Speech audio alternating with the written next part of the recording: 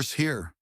I actually diagnosed myself with epilepsy as a teenager after having simple focal seizures multiple times a week for years.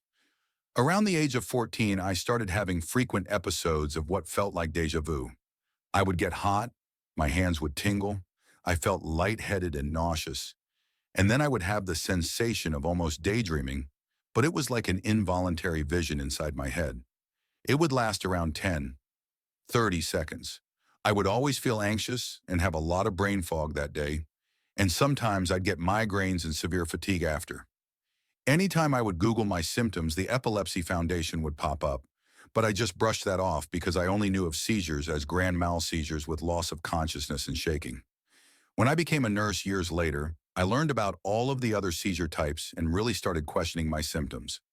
I pretty much accepted my symptoms were most likely some form of focal seizures, and that I probably had epilepsy that was being triggered by my menstrual cycles since they started when I first got my cycle.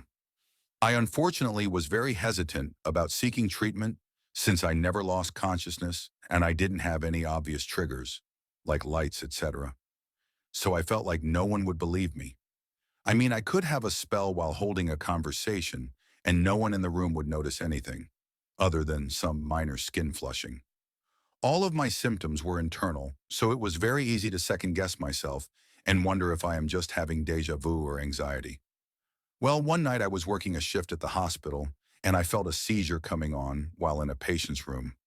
It felt much stronger than usual, so I went to sit down, and unfortunately, I instead fell to the floor unconscious and had a grand male seizure in my poor little old lady's hospital room. I woke up confused, unable to speak properly, with a bloody bruised tongue and my cease cords in two different corners of the room. I was rolled down to the ED, and after some testing and a neuroconsult, I was formally diagnosed with catamenial epilepsy with simple partial temporal lobe seizures. I am now thankfully controlled with medications and seizure-free. I'm ashamed at how long I let myself go without treatment due to the fear of being wrong about my self-diagnosis or not being believed.